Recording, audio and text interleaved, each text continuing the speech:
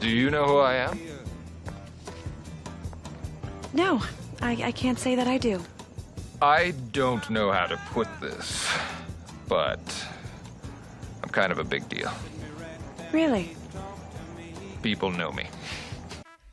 This is How to Grow a Decacorn, where we give you an inside peek into the real-time adventures of Kraken, a company that's on its way to being worth $10 billion. On today's episode, how quickly can you destroy a brand? Well, it's playing out before our eyes, and it looks like you can do it in as little as 2 weeks. Tune in to this episode where we break down what's been happening with a company called Coinbase because of their controversial acquisition of a company with roots in selling malware to oppressive regimes to silence, identify, track, and in some cases, allegedly kill journalists and activists who appear to challenge their power. But before we do that, let's check back into the aftermath of episodes 3 and 4. If you haven't checked them out, do so. We covered the Quadriga missing funds scandal. 190 million US dollars has been stolen from clients. Quadriga has lost it. And now we have the FBI, RCMP, and other bodies, as well as many media outlets looking into this case now, which is great because this was our goal, was to bring it attention. Another way that we wanted to bring awareness to this case is by Kraken offering $100,000 to the best tip or leads for this case to help us track down this money and give it back to its rightful owners, the clients. So Jesse, what has happened since we launched our forum to collect tips regarding Quadriga? Well, we've gotten a ton of tips in. We've got close to 500 tips now. Some really interesting theories coming in, some gems in there, some new information. All that's being passed on to law enforcement. Fortunately, we've had an incredible amount of coverage from the media. So I think that's just encouraging people to come forward. Anybody who knows anything, we do have the $100,000 reward for information leading to finding the coins or cracking the case. Law enforcement's on it. We're just waiting on them at this point. There's not much more that Kraken can do. Fantastic. Well, thank you to everybody who watched the episodes and who have submitted tips and leads. We really appreciate it. Please continue to encourage others to watch it. Today's episode, How to Destroy a Brand in 2 weeks. Over the past 2 weeks, a company in our industry has been digging themselves deeper and deeper to the point where they may possibly have destroyed their brand. If you haven't heard about this yet, that's okay, because we're going to fill you in so you can know everything and then we can talk about it. The company's name is Coinbase. They are a crypto wallet and crypto exchange. They knowingly acquired a blockchain analysis solution. It's called Neutrino, that consists of former members of HackingTeam, a group of black hat hackers who sold malware, malicious software, to oppressive and or corrupt governments to help them identify, find, silence, and in some cases kill journalists and activists who appeared to challenge their power or question their rules. HackingTeam was actually hacked themselves in 2015, and that is actually how the world knows so much about their operations, which you can imagine they probably would have preferred to keep it private and stealth. So they themselves were hacked, all of their internal emails, data, treasure trove of stuff, including their Twitter account. We learned several things from it, but 2 things that are, I think, very relevant to the case we're going to talk about today is, number 1, we learned that some of their workers were found to be using very weak passwords, like password with a 4 within password, Wolverine, Universo. So number 1, this is a group of hackers where not the whole team is practicing good security practices like having a strong password. If you're a hacking team, you probably don't want to get hacked. So step 1 would be having strong, long passwords, randomized, alphanumeric, special characters generated with a password manager.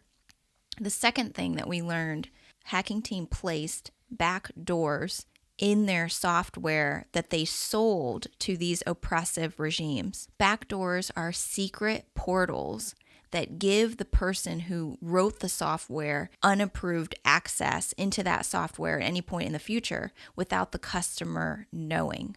The acquisition announcement, Coinbase acquiring Neutrino, which consists of members from HackingTeam, this announcement was made February 19th, 2 weeks ago. On February 26th, a week ago, an article highlighted the background of Neutrino, and this is what brought it public attention and scrutiny. Since that article was published 7 days ago, people who care about things like privacy, security, autonomy, human rights, not being murdered by your government, people who cared about these things wanted to take action. They formed a movement called #deletecoinbase and deleted their Coinbase accounts and encouraged others to delete their Coinbase accounts. And just a quick reminder, human rights, what is that? Just to remind us how important human rights are. These are things like the right to life and liberty, freedom from slavery and torture, freedom of opinion and expression, the right to work and education, and other things like this.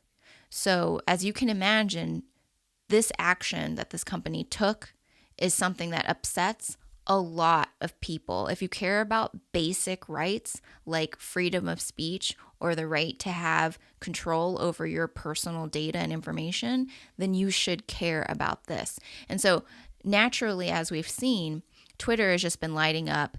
#deletecoinbase, I believe, is an even more popular, more trending hashtag than even delete Google, delete Facebook, delete other companies. And so that's a really big deal. On March 1st, 4 days ago, Coinbase broke their silence on this controversial acquisition. Their head of sales, her name is Christine Sandler. She sat down to do an interview with a reporter. Her interview was video recorded. When trying to explain away the company's decision to make this acquisition, she ended up divulging that their current or former third-party blockchain analysis solution, the vendor, was selling client data to outside sources and, quote, it was compelling for us to get control over that. In her rationalizing or trying to make excuses, she ended up appearing to slip that they were maybe desperate or had a sense of urgency to replace their third-party provider because they were found to be selling client data. So the #deletecoinbase movement at that moment escalated and it got bigger because now it appeared that on top of acquiring this company that has roots in obliterating human rights, on top of that, they also now may have hidden or concealed a client data breach. Users have really been up in arms about this, #deletecoinbase, and encouraging others to get involved. And to add to the drama here, many users have reported that Coinbase is not allowing them to close or delete their accounts. Yesterday, Brian Armstrong, the Coinbase CEO, for the first time addressed the controversy. He wrote a blog post and published it yesterday. It's called Living Up to Our Values and the Neutrino Acquisition. So it opens up with our mission as a company is to create an open financial system for the world.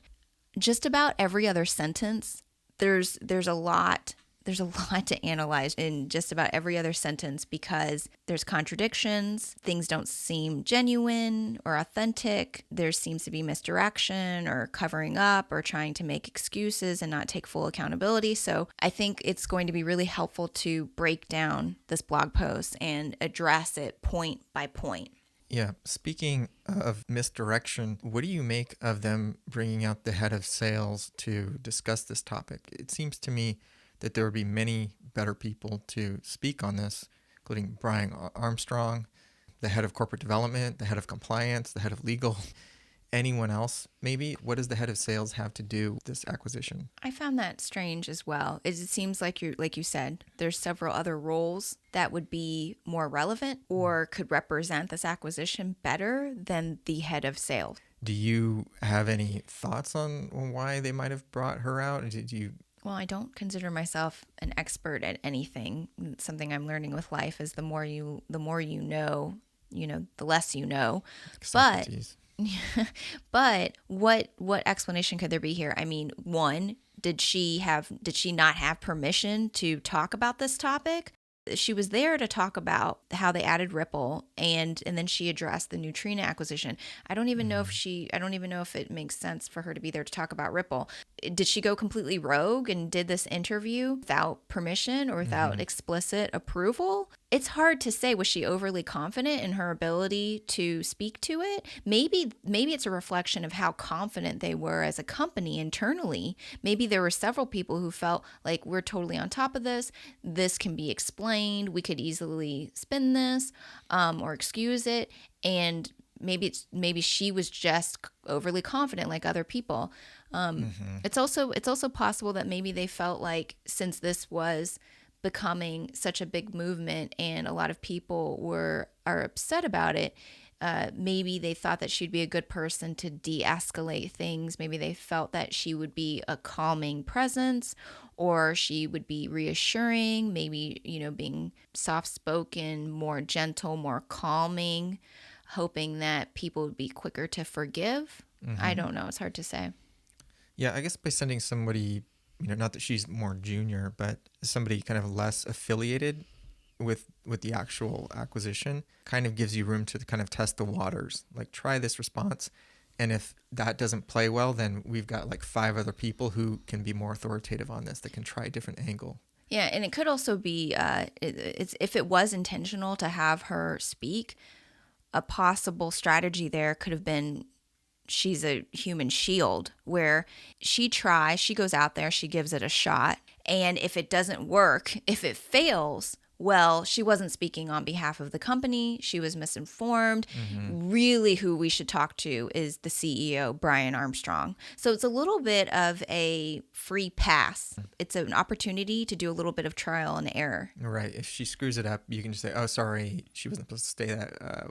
We get a do-over. Right. She was maybe testing the waters. Like, we think this is the best PR strategy. Let's try it and see what happens. And then it ended up being a total disaster. This whole thing kind of plays like people who live like on another planet and they've arrived on Earth and they're like, okay, what can we say? These Earthlings are not buying our story.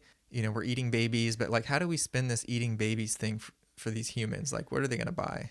I think as a company, it takes a lot of energy and effort to constantly make sure that you are in touch with and understand the needs and careabouts of your clients or customers. You have to make a concerted effort to do that on a daily basis, and it's hard. So yeah, I think it's possible, very possible, that they have lost complete touch with a majority of their customers. Yeah, well, they have so many customers. I mean, they're over 10 million customers. Twitter is over 10 million accounts. Accounts, right? Which we don't know how many crypto wallets the average person has who has at least one crypto wallet. Right, or if they're even funded or ever used. Okay.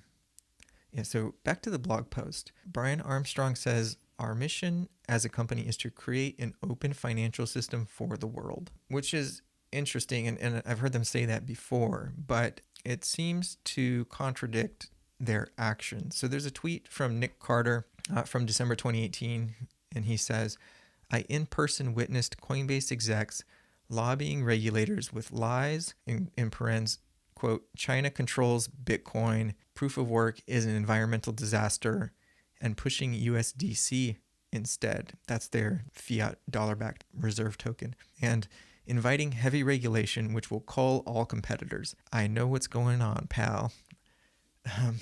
If this is true, I don't know why Nick Carter would lie. He's generally a reliable source and definitely a hardcore Bitcoiner.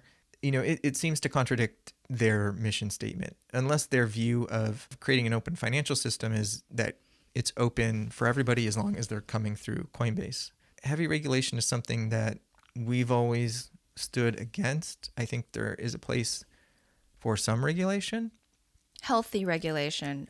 We don't have an issue with regulation. We have an issue with unhealthy regulation. And there is such a thing as too much regulation. Exactly. And we don't want to regulate too early. Like the BitLicense was one example of regulating way too early, being too broad and capturing a lot of stuff that was still developing and still innocent. I think it really screwed New York. What we don't want to have in the long run is regulation that basically makes it impossible to start a company in the space, and the costs are so immense that unless you're one of the big incumbent players, like you just could never afford the cost to compete in the space. And so, this is kind of what happened with banks. And ultimately, there's this concept of regulatory capture and building a regulatory moat. And that is that once you get into a position of power, in a leading position, you work with the regulators and convince them that basically only you can possibly safely serve this market. And it's in the consumer's best interest to eliminate all the other competitors and just let you do your thing. You see that in banking and in everything. There's laws that are introduced that are basically written by like the big banks under the guise of being for the consumer's best interest. But really, it's to increase the cost of running a competitor. So there's all sorts of crazy laws out there that really actually harm the consumer, but they build that moat around the incumbent and make it harder for anyone to attack that position. So lobbying for heavy regulation is super dangerous. It's super selfish. I think this phase of the industry and maybe forever, we really need to be worried about growing the total size of the pie and creating accessibility. And that's like broadly. We shouldn't be fighting to kick peers out of the space just because they can't afford some ridiculous compliance solution or something like that. We can still let the market decide. We can encourage regulators to take a light touch approach and to wait and see and just let the space play out and do what's just going to bring more people into the space.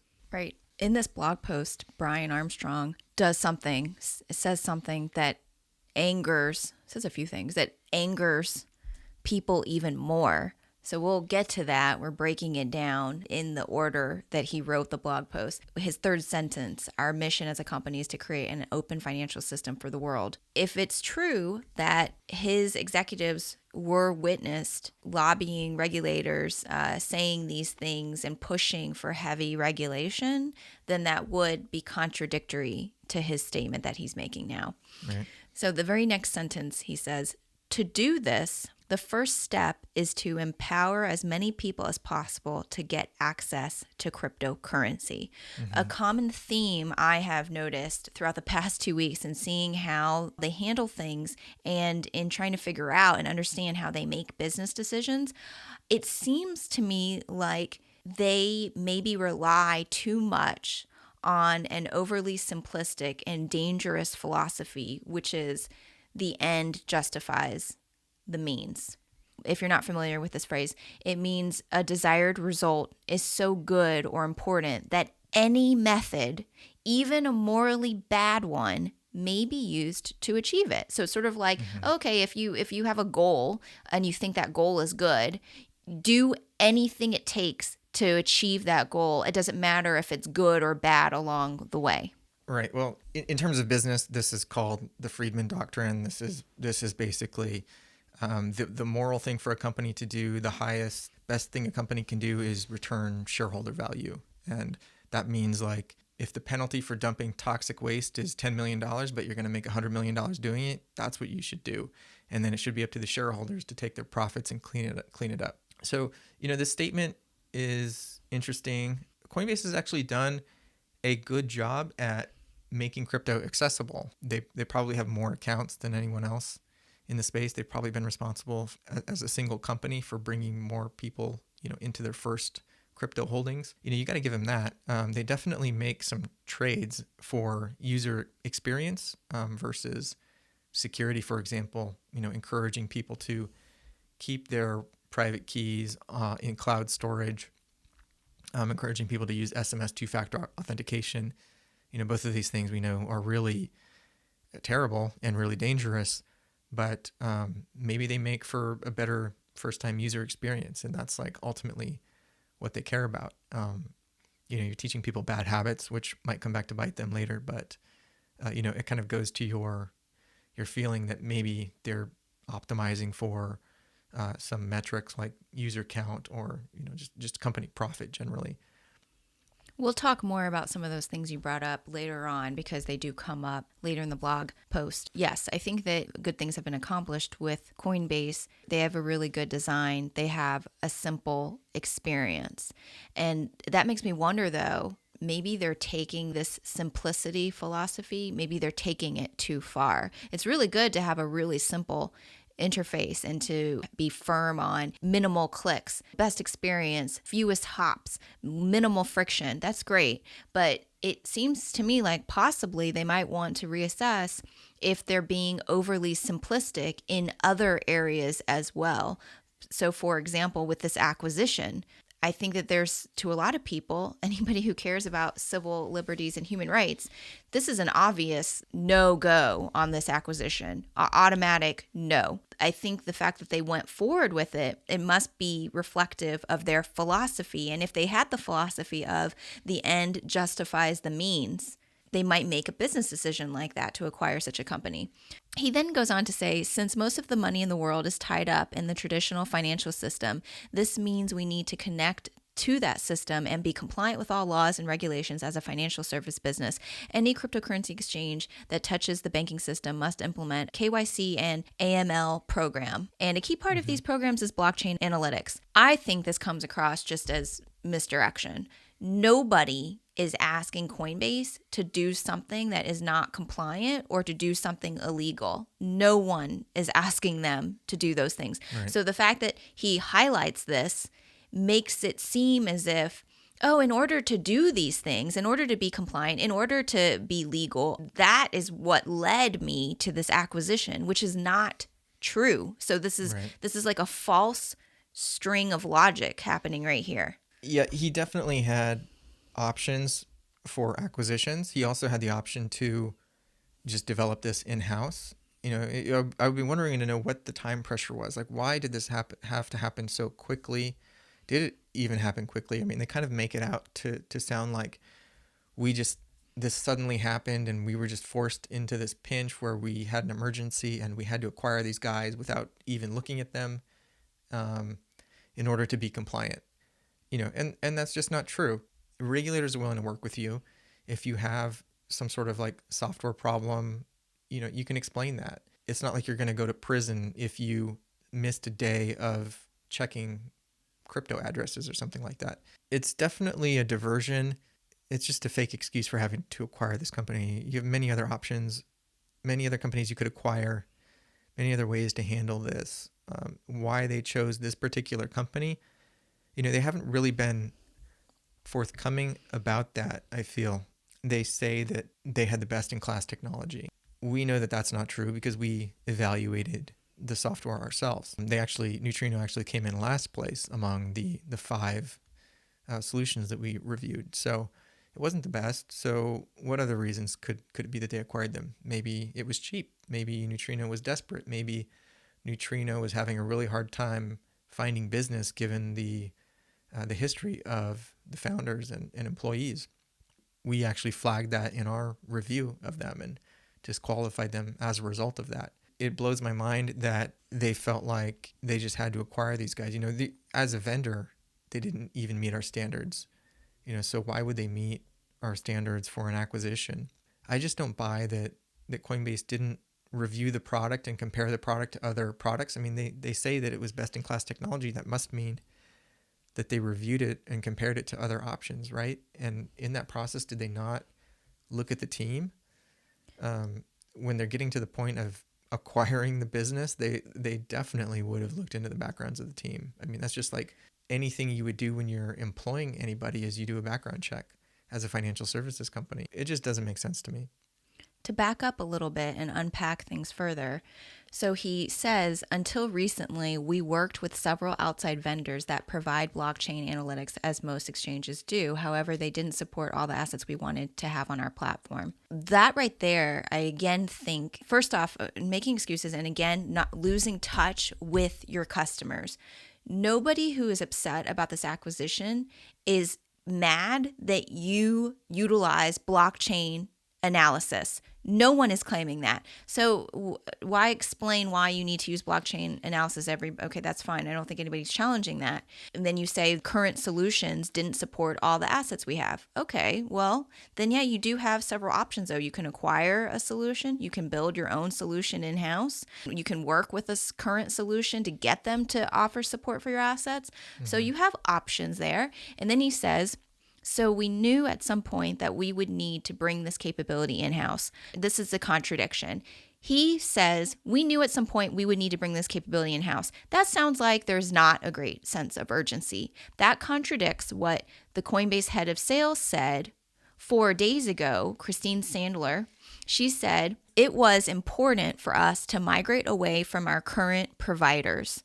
They were selling client data to outside sources, and it was compelling for us to get control over that and have proprietary technology that we could leverage. This is a complete contradiction. Why is 4 days ago your representative going out on camera saying that there was a sense of urgency, there was a sense of desperation, it was very important to migrate away, that this other provider was selling client data? So she's painting it as maybe we overlooked things, maybe we were too much in a rush, and that was why we made this bad decision or rushed decision to acquire this company. But then cut to yesterday, so 3 days after she says this, Brian Armstrong is saying, oh, we knew at some point that we would need to bring this capability in-house. So nonchalantly, with no sense of urgency. Right, and I can see why it would be advantageous to bring this in-house, but not totally necessary, right? You could just hire Neutrino to do this for you. You could support them and work with them to be your service provider. How many blockchain analysis companies are there roughly that you know of in the industry? I mean, at least 10 off the top of my head, and many more. I mean, it's getting to be an increasingly crowded space. And we don't know for a fact how many have roots in selling malware to oppressive regimes to silence and in some cases kill people who challenge those governments. But probably not all of them. Yeah. And you don't do a deal like overnight either. You know, I would be shocked if like this deal got done in less than 3 months. He goes on to say, we examined the players, found that Neutrino had some of the best technology in this area and decided to acquire them. Some of the best technology in this area. This is, again, he's scaling back. He's kind of stepping back a little bit from what Christine Sandler, the head of sales, said. She said 4 days ago, we are aware of the backgrounds of some of the folks that were involved in Neutrino, and we are looking into that. And then she says it was very important that we looked at the technology rather than the talent. So she told the reporter, and the reporter summarizes, Coinbase's priority is on the technology rather than the talent. She's saying, okay, that's kind of odd that you wouldn't look at the talent at all when you're acquiring the talent. It's nonsense. But let's say, okay, they only looked at the talent for some reason when you should be looking at a multitude of things. But for some reason, they only looked at the technology. Let's look at that. Let's assume, even though that makes no sense, you would not acquire a company and acquire people and not look at those people and their backgrounds. Let's like play a game that for some reason when you acquire a company, you only look at the technology. It just so happens that in mid-November of 2018, so this is prior to the announcement of the acquisition of Neutrino, mid-November 2018, Kraken's compliance team was in the process during that time of evaluating blockchain analytics tools for us to use. And so they chose, after doing some preliminary research, they chose 5 blockchain analytics companies that they wanted to evaluate and assess before deciding which provider to possibly go with. And one of those 5 that they looked at was Neutrino. They made their own objective assessment of Neutrino, and they found that it was too risky to even consider as a solution. So it was like automatically disqualified kind of in a way because of that. So based on them looking into it, very easily, you can Google search HackingTeam Neutrino, right? You can see, you can Google search these people's names very quickly. First search result, fills up the whole first page is background on the hacking team and the things that they've done, because we know so much from when they were hacked in 2015 and their internal files were leaked. If our team, it's strange that our compliance team seems to do more due diligence, seems to consider more important variables just when deciding to work with a provider. Our own compliance team is doing a better job at looking at those things than Coinbase's team when deciding to acquire a company. Yeah. It doesn't make any sense. I mean, I think it was just straight up a lie. We cannot believe that their corp dev team didn't look into the employees. And also with the objective assessment that our compliance team made back in November, they pretty much DQ'd it because of the risks associated with the roots in the hacking team black hat behavior. In addition to that, they also just separately didn't find the technology to be best in class. Right. It actually ranked 5th among the 5 options in terms of like the product. It was last place among the 5 that were looked at. So definitely not best in class. Nothing super special about it, at least on the surface. So it makes you wonder, was there something else that this company was acquired for? Like maybe they were acquired for the government contacts that Hacking Team has. Maybe they were acquired for their abilities to de-anonymize people. If Coinbase is lobbying for heavy regulation, like this fits very well into their portfolio, right? We're gonna have heavy regulation and we're gonna be buddy with the government, and because of our awesome dudes from Hacking Team, we can de-anonymize anybody. Oh, you want to know who that journalist was on the blockchain? We'll help you find that out. No problem. That's a good point. If they claim that they only looked at technology and didn't look at talent or anything else, but then our team has found that they didn't have the best technology and their background was too risky to even use as a solution. Mm-hmm. So if it wasn't the technology, then they didn't care about the talent. What was the driving criteria here? Yeah. Why was this company so appealing to them? Right. It's like you've got like a jar of plutonium in your house. And someone asks you, like, why would you bring that? Why would you keep a jar of plutonium in your house? Like, aren't you worried about blowing up your house? And they're like, yeah, I didn't even really think about that. When the real answer is, I'm going to use that fucking plutonium on somebody else. Like, don't worry about it. Stop asking me questions about it. Right. So he then says, after saying that Neutrino had some of the best technology, I do appreciate that he backpedaled a little bit. Instead of claiming they have the best, he calms down a little bit and says Neutrino had some of the best technology. Mm-hmm. Although from what we found, they do not have some of the best technology. In a group of 5, they had the worst out of that group of 5. Mm-hmm. He then says, however, we had a gap in our diligence process. Before you go on to that, something else I think that is interesting in his choice of words here is he says, and decided to acquire them, as if this is like a unilateral thing. Like, yeah, I'm going to buy that candy bar. I just decided to buy the candy bar. The candy bar doesn't have any say in this matter. Like what oh yeah, that's true. That does come across kind of, it comes across. Yeah. It doesn't come across. I don't want to say the word of how it comes across, but like we decided to acquire them as if they're this passive entity, object that, satisfies you and you just take it when you want it. Yeah, exactly. Right. Like it couldn't have been how it was. Yeah, it's not. It's a mutual. When you acquire a company, it is 2 people or groups of people entering a mutual agreement, entering a relationship. Yeah. Both sides need to feel really good about it. You don't decide to acquire something. Maybe, you decide to be interested in acquiring something. Yeah. But I didn't notice that. Maybe that says something. Okay, so then he says, when after speaking about some of the best technology of Neutrino, he says, and then deciding to acquire them, he says, however, we had a gap in our diligence process. This is, again, a contradiction of what has been said, official statements made by Coinbase previously. Mm-hmm. So previous to his blog post, an official statement was released by Coinbase. We are, sometime in the last 2 weeks, They said, "We are aware that Neutrino's co-founders previously worked at HackingTeam, which we reviewed as part of our security, technical, and hiring diligence." An earlier statement basically says, we did our due diligence. We're already aware of HackingTeam.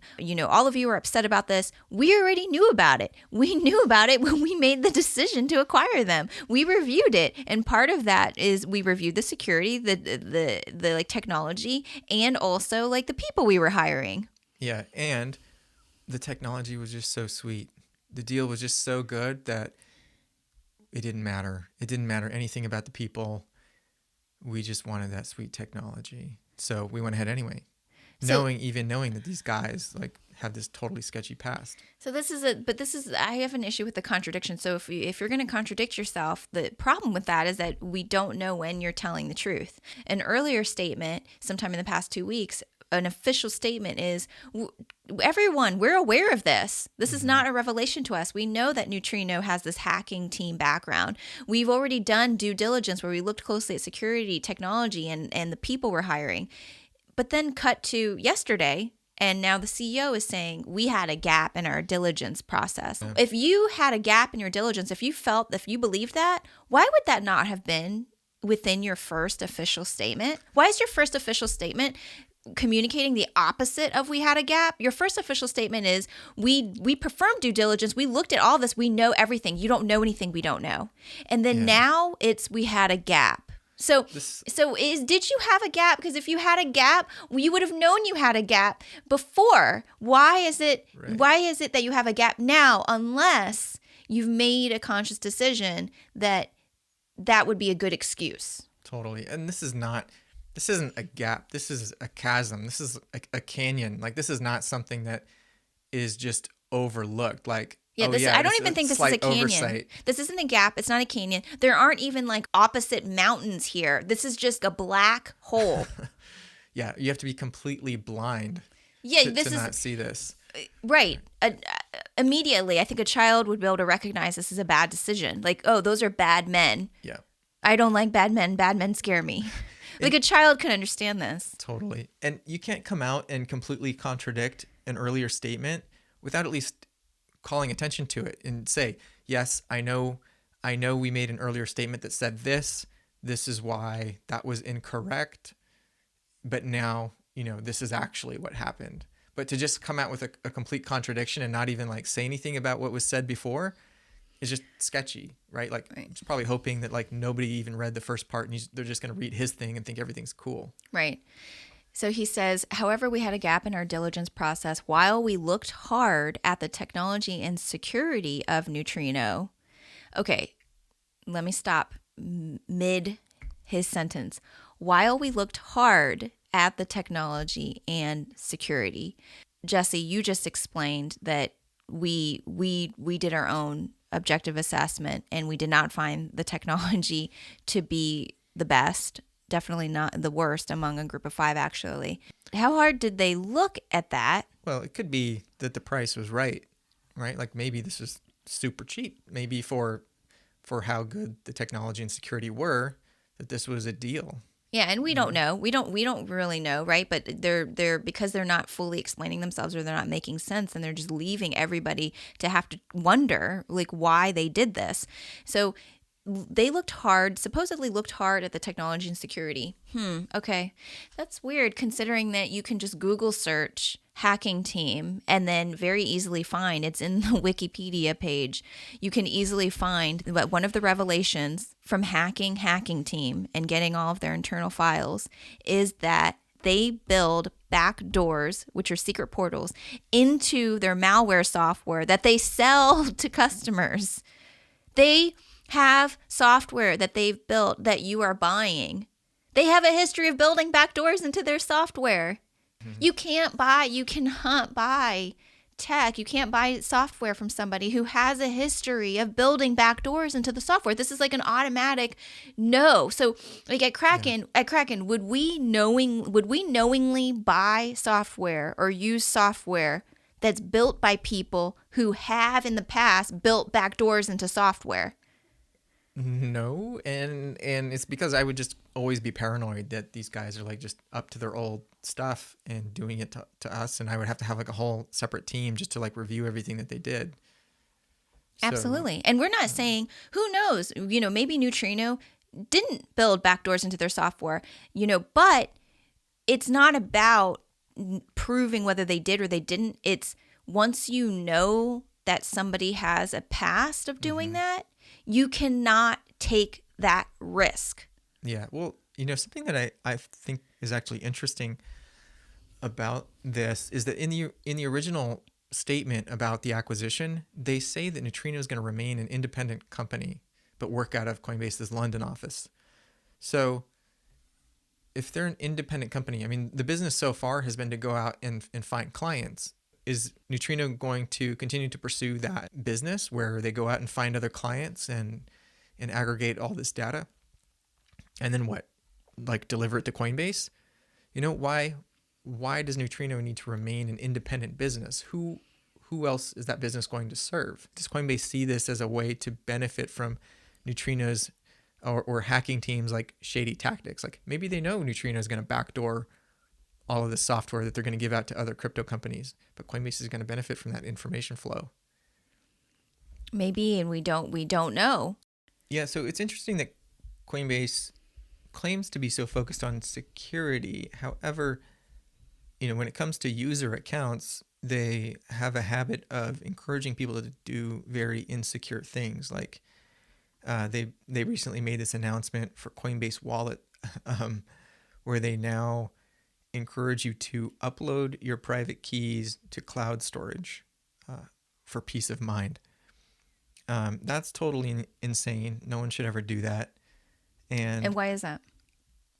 Because once your keys are compromised from cloud storage, basically you could have a password on it, but most people that use this are not going to be the kinds of people that have like 100-character passwords. So if you can download the encrypted file, you basically have an unlimited amount of time to try to crack it. And if you don't have a super secure password, then someone's eventually going to crack your password on your private keys and then be able to spend your coins. Mm-hmm. So, I think that because the only people that are going to use the service are like super novice people, they're not likely to have a really great password, and they're super vulnerable. Like they're probably not security minded in general, which means more likely to have their cloud storage hacked and just more likely to have their funds stolen. So I think it's a really dangerous thing to encourage people to do. Yeah, you can listen to how to grow a Decacorn. You can listen to just the audio. We also have videos of every episode on YouTube. So if you check us out on YouTube, you can see we're going to show screen grabs, visuals of everything that we're referencing, and including this tweet from Coinbase. It was February 12th, 2019, where, yes, they tweet out encouraging people to store their private keys in the cloud and then claim that that's for peace of mind, which actually doing that should give you the opposite of peace of mind. It should totally make you uncomfortable and feel unsafe, like at any point you're going to be hacked. And then also in the tweet, they don't say anything in the tweet. FYI, if you're going to do this, make sure you have a 100-character password that was created by a randomized like password generator.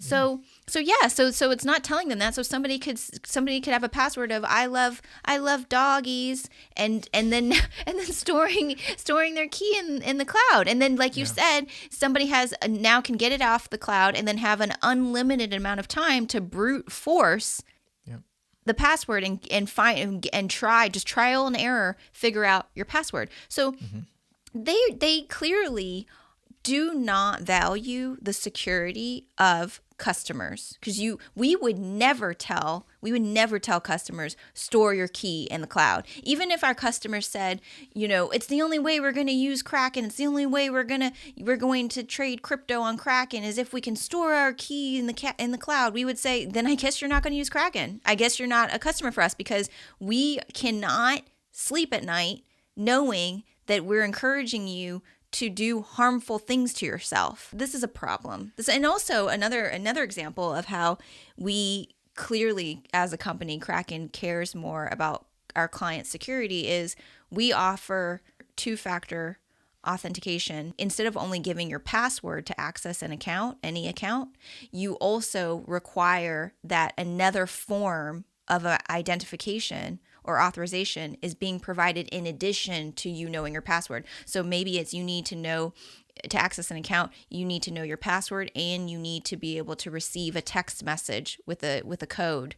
Or maybe you need to also have a external, physical, tangible YubiKey or security key device that you plug into your computer. Or maybe you need to have the Google Authenticator app on your phone and for it to be able to generate a code for you to input. That's two-factor authentication. We offer that. Kraken offers that. Coinbase offers that. But the difference is Kraken does not offer SMS two-factor. We offer security key like the YubiKey, and we also offer Google authentication.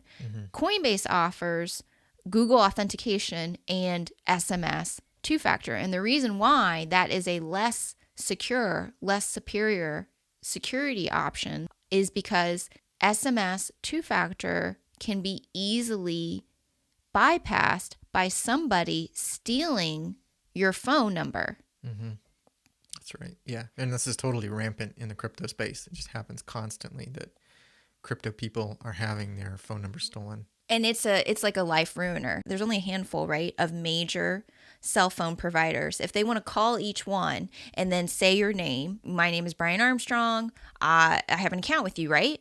All they need to do is just do that until they find which service provider he's with, because a customer rep is like, oh, okay, what's your phone number? That's not even necessary. I mean, there are services that will tell you which company the phone number belongs to. Oh, yeah, that's true. Right. So you could utilize one of those services as well. And then you call, and all you need is a, customer support representative who is going to do what they normally do, which is just trust that you are who you say you are. So you call and you say, oh, my name is Brian Armstrong. This is my phone number. I would like to port my phone number over to a new phone. So this is also called SIM swapping, right? And so the customer rep is like, oh, okay, sounds good. How are you doing? I hope you're having a good day, Brian. Let's take care of this for you. And then the real Brian Armstrong is left with suddenly realizing that his phone has no service. He's like, oh, that's strange. My phone has no service. I can't use it for anything. I'm not receiving any text messages. I can't make any calls or anything. And then he has to call his cell phone provider. And they're like, oh, Brian, we just spoke to you earlier today. What can we help you with now? And he's like, no, you did not speak to me earlier today. They're like, yes, we did. We spoke to you. You wanted to change your phone number to have all of your SMS text messages go to a totally different phone. And we did that for you. And he's like, oh, yeah, no. Because you did that hacker was able to access my Coinbase account now. Yeah, and my iCloud account. Right. And all of my email and my cloud storage where I was keeping my private keys. Right. And so Kraken does not give you that option because it's a weak two-factor option. It's like faux security. Yeah. Every company out there should stop offering that and should offer the security key option and the Google Authenticator option, because in order for a hacker to get past those, they have to steal your security key. They have to physically steal your security key, or they have to physically steal your phone and get past the password, brute force the password. Hopefully you have a password set on your phone in order to get the code from your Google Authenticator app. So it's much harder to steal your security key or steal your phone than it is for somebody to call a random customer support agent at your cell phone carrier and get them to port your phone. They promoted this February 12th, 2019. Yeah. Think of the phone number as a hosted wallet. You don't own your phone number.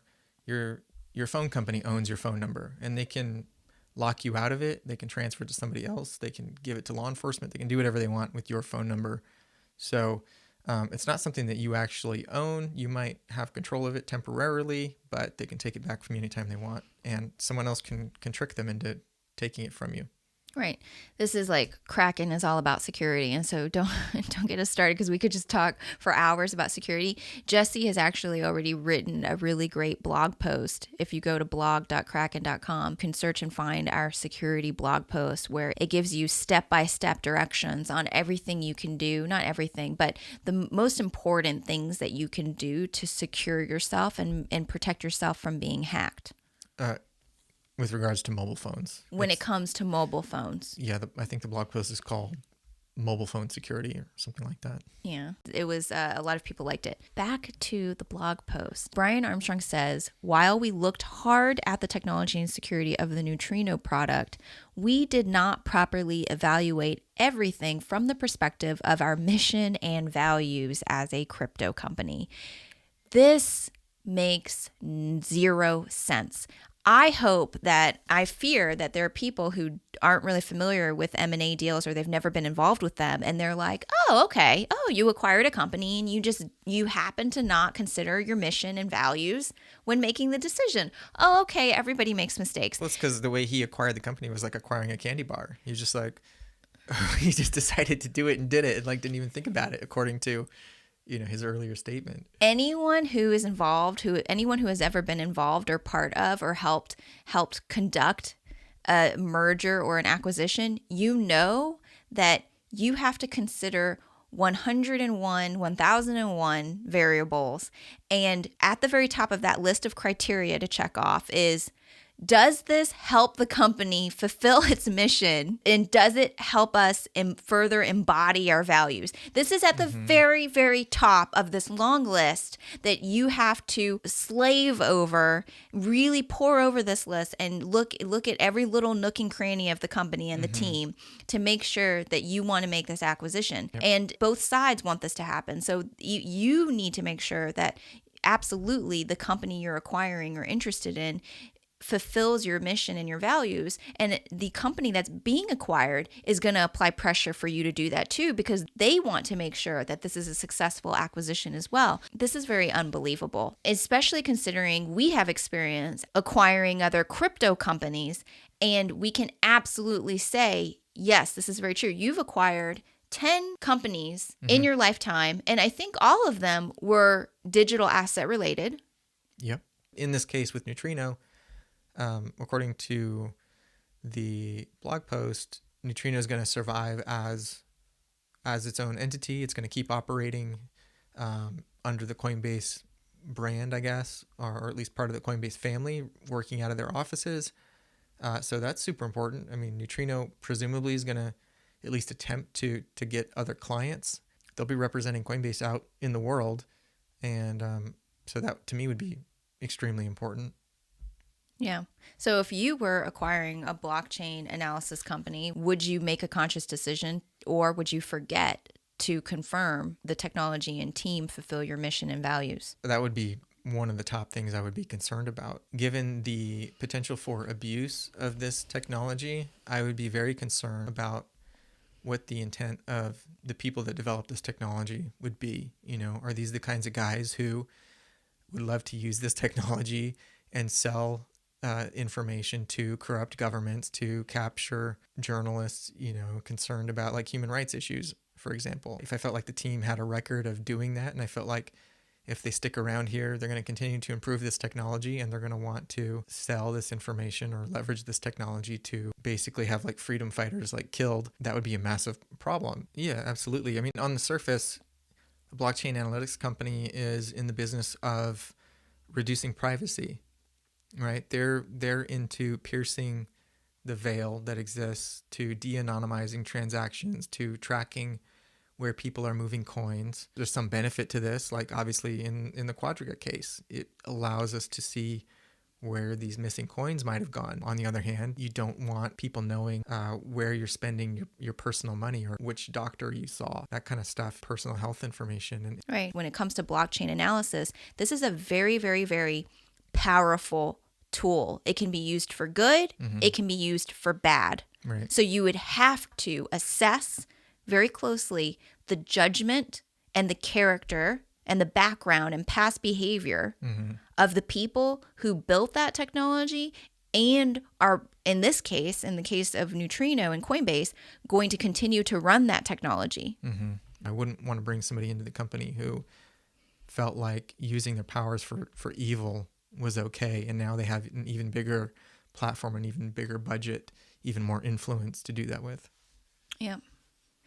Okay, so that does not make sense, that he would say, that Brian Armstrong would say, we did not properly evaluate everything from the perspective of our mission and values as a crypto company. If there's going to be a type of company that you want to make damn sure that you are assessing in terms of mission and values, it would be a blockchain analysis company. Right. Okay, he then says, we took some time to dig further into this over the past week. And now he's come to a realization. Took some time to dig further. What kind of digging did you need to do? Because you literally only need to Google search HackingTeam. I think the digging was just through the Reddit comments and the Twitter feed. He says, over the past week, and together with the Neutrino team, after digging further, have come to an agreement. Those who previously worked at HackingTeam, despite the fact that they have no current affiliation with HackingTeam, will transition out of Coinbase. Interesting. Okay. So many things to say about this. Okay. First off, we all know that transition is a fancy word for this is going to take a really long or unknown period of time. Right.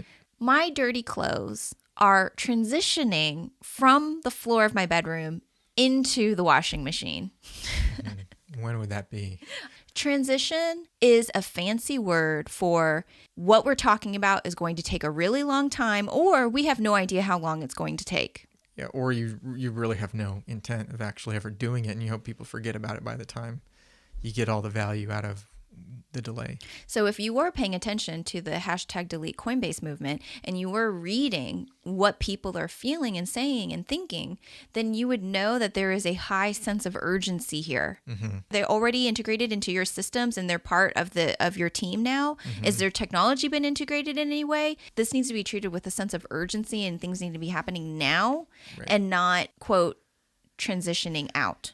Right. Well, from Coinbase's perspective, they are probably thinking, well, we just acquired this team and this technology and we can't kick everybody out right now because we need their help to start leveraging this.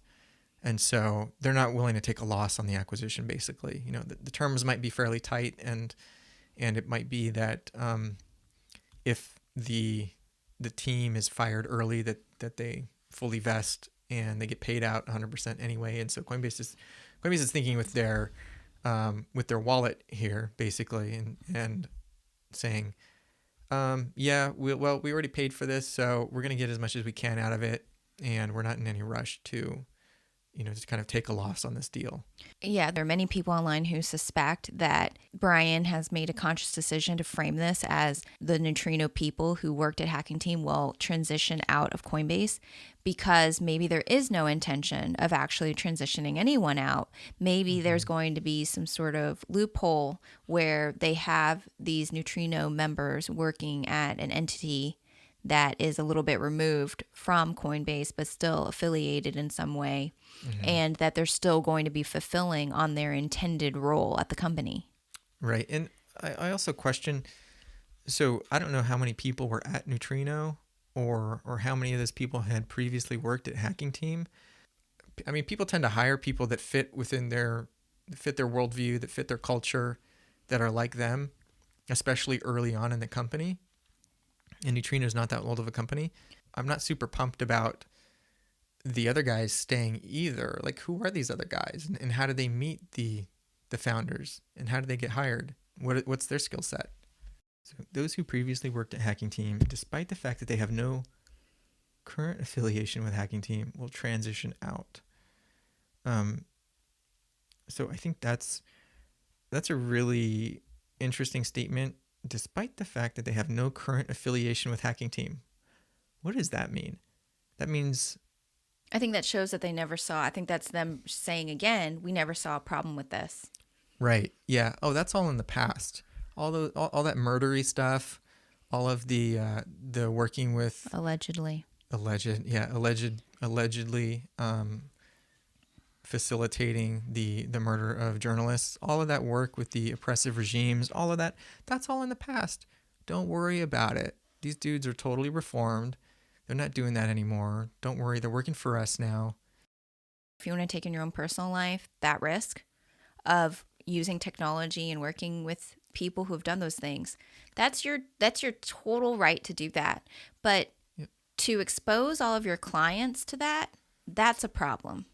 Yeah, for a financial services company, I think it's crazy, right? Like, would you hire somebody with a felony conviction for money laundering to work at your financial services company? If something is to go wrong with Neutrino or this technology, you are going to appear as if you just put everybody in danger. There is no excuse. If you are aware of this, and yes, Coinbase has already admitted they were aware of their past, then you should know immediately, okay, we cannot expose our clients to this. We cannot take this risk. We will not risk our clients and their security and privacy.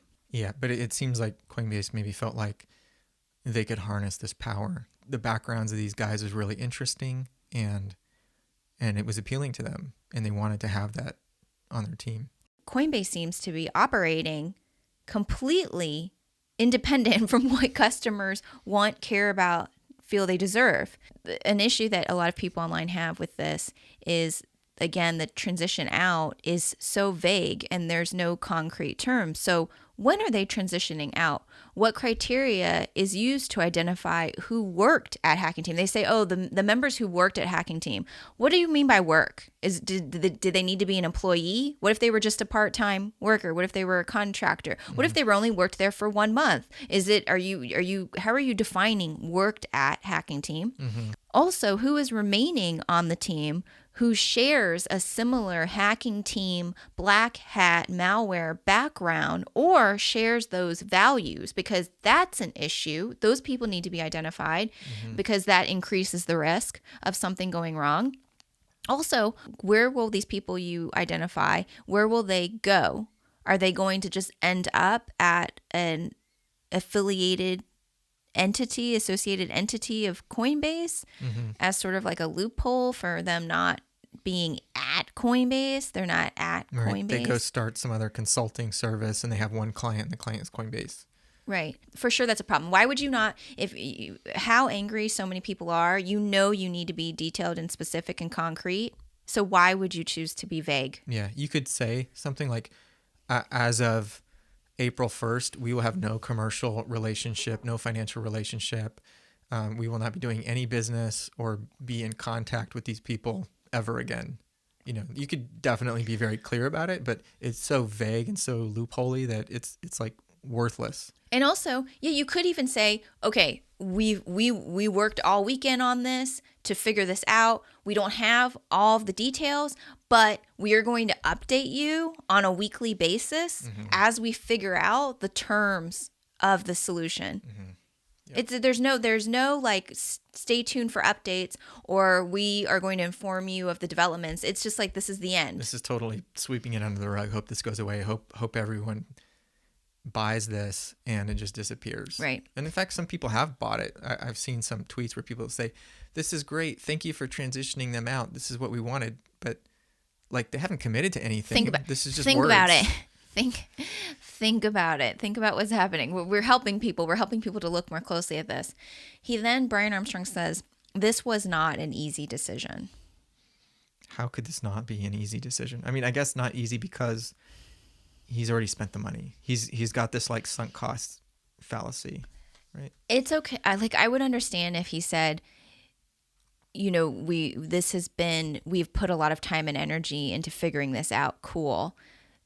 There's a difference between saying we've put a lot of effort into figuring this out and making people happy, and this was not an easy decision. It actually is a very easy decision. It's a very easy decision. The first easy decision would have been, we can't acquire this company because of their background. It exposes our customers to too much risk. Yeah. And it's just not what we stand for in terms of, protecting human rights and freedoms. Right. The second easy decision is, oh, snap. We messed up and we thought that people would not care about this. We don't care about it. We thought people wouldn't care about it. It turns out they do care about it. So I think we need to make it look like we care by addressing it in a way that will make them happy. So either way, it's an easy decision. He says this was not an easy decision, but their prior work does present a conflict with our mission. Absolutely, the first thing you would do when assessing a blockchain analysis company to acquire is to make sure it doesn't conflict with your mission. Yeah, and we cover this a lot in our first podcast where we talk about the crypto facilities acquisition. That's how right. how important culture is in an acquisition or just in any hire. You know, we filter for culture with every hire that we make, and these guys must have passed the culture test, right? Were these guys totally like, yeah, you guys are just like us. This is awesome. It's too bad you're not doing that stuff anymore. But hey, like, we love what you guys are all about. So like, let's work together. Absolutely. So if you check out our How to Grow a Decacorn episode 1 and 2, we dive into our recent acquisition of crypto facilities. In doing that, you hear us explain that that was a 10-month process. A significant portion of that was getting FCA approved, getting the regulatory to approve it. But a lot of it was us performing all of the necessary steps before adding a team to our team. We explain how important culture fit is, and that if you do not have culture fit, and if the acquisition is not going to help you better achieve your mission as a company, you don't do it. You don't do the deal. Anyone who has acquired a company, it only takes one time to learn. Culture fit is really important. Culture fit is the number one reason why M&A deals don't work out. Companies know this, whether they read the extensive research on this or they've encountered an M&A deal themselves and had to learn the lesson the hard way. So which is more likely that somehow Coinbase, which has acquired companies, somehow they don't know to check for culture fit? Or is it that they do know to check for culture fit, they checked for culture fit, and they found that there was a great culture fit? Right. Yep. So he says Bitcoin and crypto more generally is about the rights of the individual and about the technological protection of civil liberties. I agree. So something that's in this blog post is dashes and sprinkles and little pops of crypto ideological language, which seems a little bit forced, like he or somebody went through his blog post and was like, okay, it's time for another reference to human rights. It's time for us to reinforce our protection of civil liberties. It's time to talk about financial freedom.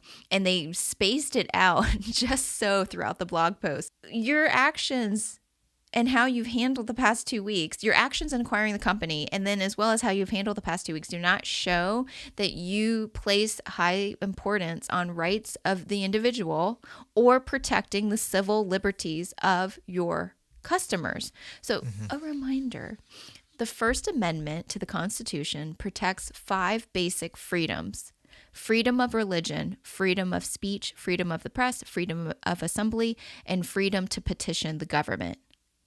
Let's think about this.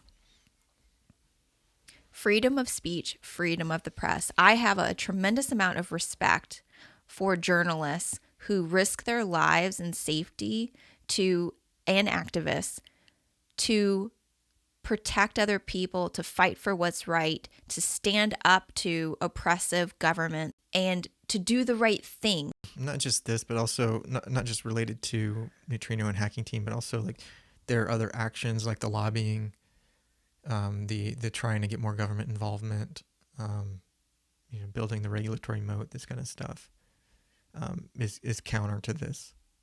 Freedom of religion, speech, press, assembly, and freedom to petition the government. These are serious, non-negotiable things that people need to protect. And if there are brave people like activists and journalists who are putting their lives on the line to help us protect these things, we need to do our part and protect those people. agree. So Brian Armstrong then says, Coinbase seeks to be the most secure, trusted, and legally compliant bridge to cryptocurrency.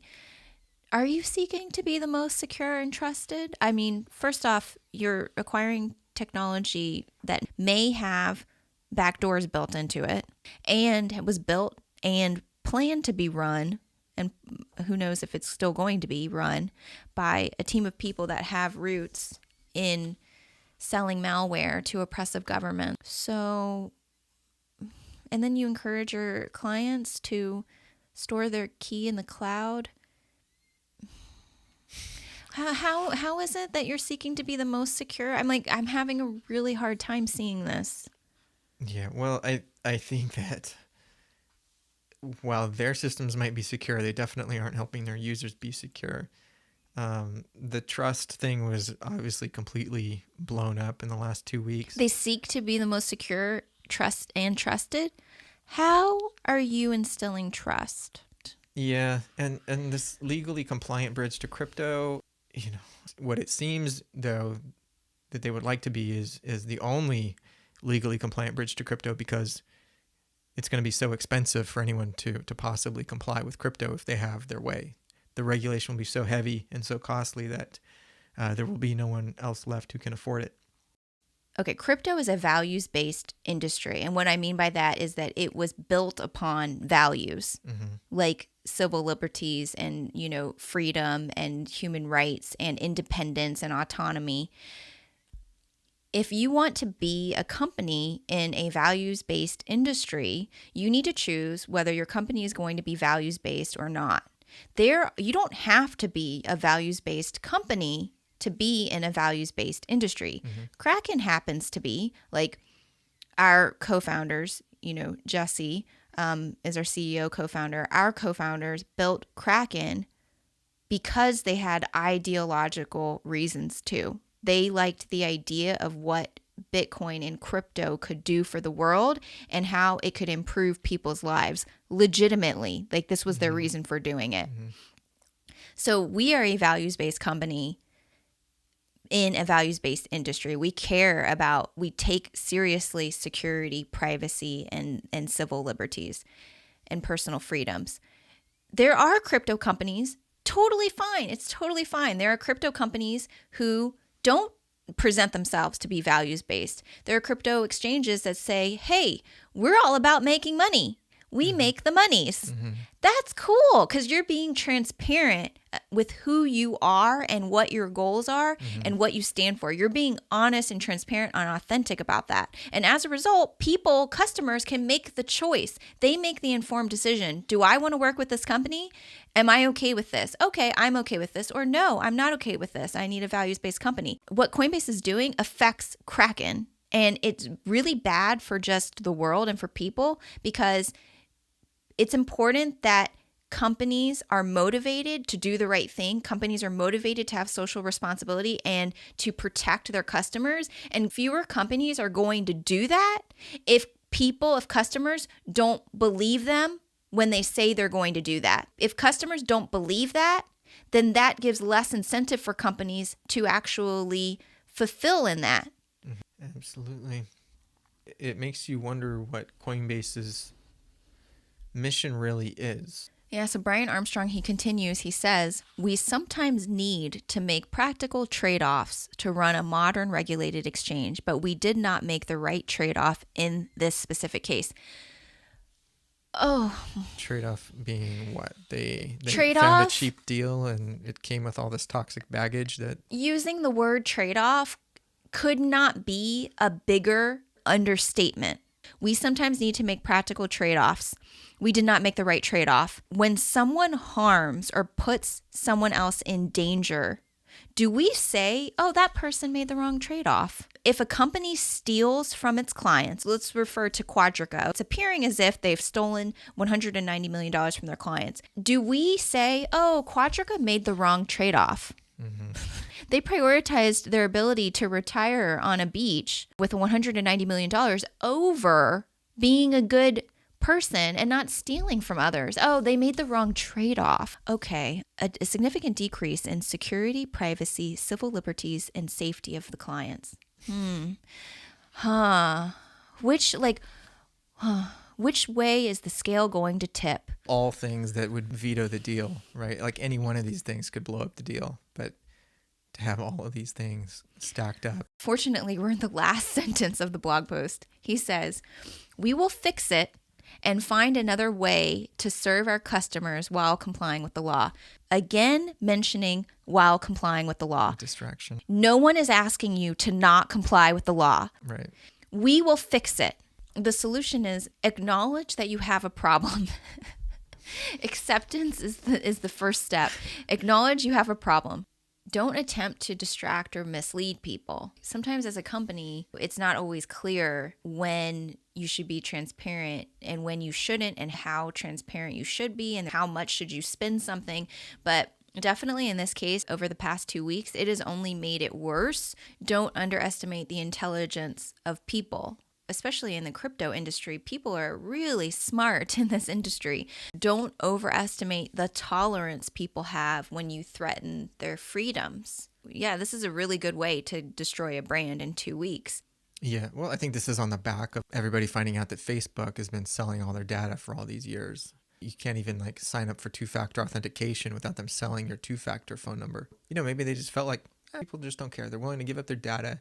They just don't care about their privacy. We can make more money if we exploit their personal data and their privacy. Really quickly, could you fill us in high level what's going on with Google, Facebook, Microsoft right now? There are a lot of people outraged over the particular revenue streams that some of these companies have. Microsoft is selling their augmented reality tech to militaries. Google is working with governments that have human rights issues. Facebook obviously has been selling all kinds of data to everyone. So yeah, people are upset about this. How much it impacts their business, I don't know. However, none of these companies promise to be the champions of civil liberties and human rights and financial freedom and all this stuff.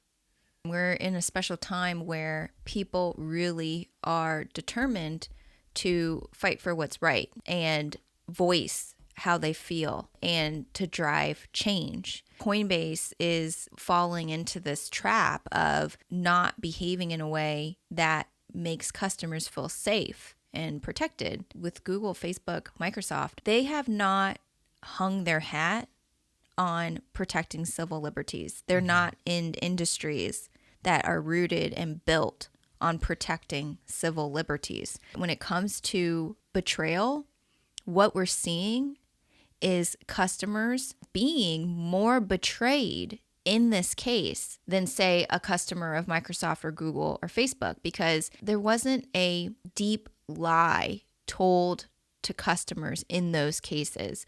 When Google, Microsoft, Facebook, when they first started, they did not say, we as a company, we are all about protecting your privacy, not helping advancing war techniques, making sure that your elections are safe and untampered with. They did not say that. That was not their platform. That was not how they got customers. How Coinbase has gotten customers is claiming to be a crypto company and to have crypto values. In that sense, I think that's why there's so much outrage and why so many people are joining #deletecoinbase, because this isn't just a company that's not taking security and privacy and civil liberties seriously. This is a company that has promised to take those things seriously, that is in an industry where those things are the DNA of the industry. Right. This is the ultimate betrayal. Yeah. And I think that's really like at the core of the problem that people have. This facade, the real, monster behind the curtain has been exposed. Well, how hard is it to change a culture? I mean, if this is what they've been all about since 2012, for the last 7 years, is this going to be even possible? I mean, they've hired people that are aligned with this mission, with this culture. How hard is it to come back and say, oh, we need to change things tremendously. We need to do a complete 180 on how we actually behave. All of these legal initiatives to lobby for stuff that's going to help us and hurt, other players in the industry. We need to stop doing that. We need to stop hiring people that have really sketchy past but might seem technically good. How do you turn all that around, Yeah, this is a really good point. It may be that this is not going to end well, no matter what, because it can't. Address the data breach that your head of sales, Christine Sandler, divulged Yeah. 4 days ago. Yeah. Tur Demeester tweeted out on March 3rd, was customer privacy breached or only aggregate data? How long have you known? Did previous tracking providers break a contract? And if so, why is there no lawsuit yet? How is this an argument explaining acqui-hire of unethical people? Thank you, Tur. Like those are great questions. Those are great questions. And those are the questions that everybody wants. I mean, there's been 412 likes on that just in a matter of a couple days. Back out of the deal entirely. And that's not just separating yourself from the people. Truly separate yourself from the people, but also separate yourself from the technology. Tech doesn't hack people. People hack people. So if this technology has backdoors already built into it, then it's not safe. It is not safe for your company and for your customers. Coinbase was a company that was one of like the shining success stories in the industry. And they were a company that I used to refer people to all the time. If you were a beginner and you needed a place to buy Bitcoin and you didn't know anything about trading and you just wanted a simple experience, I would say go to Coinbase. Actually, don't go to Kraken. Go to Coinbase because it'll be easier for you. Totally. I've seen you many times say to somebody, like it's happened right in front of me. Like they're like, oh yeah, I want to buy some Bitcoin. Like, where should I buy it from? And based on you knowing that person is very new to crypto, and based on you knowing they're not a professional trader, and that they may be intimidated by anything that isn't super super simple, I've watched you many times tell somebody use Coinbase. Right. I won't say that anymore, unfortunately. I'll have to find another service to refer people to for that first time user experience. And hopefully Kraken at some point can be competitive there and can really offer really great beginner experience. I don't think we're there today, but I'm going to have to figure out somebody else to refer people to because I can't in good conscience refer people to a company that is hiring people with this kind of background, who's lobbying for heavy regulation, who's working basically actively against privacy. And that's just disingenuous. Yeah. So anyway, I hate to see another crypto company blow up. There are enough scandals in the industry.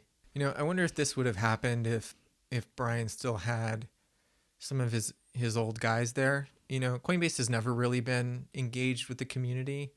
They've always kind of been off on their own, doing their own thing. I've kind of gotten the impression that their attitude is we can just do everything and we can do it better than anyone else. And so we don't need to interact with anyone. We've got kind of our game plan, and that's to be like Wells Fargo 2.0 that just like does crypto, and we're going to execute on that plan, and we don't need to talk to anybody, and we'll see you in 20 years.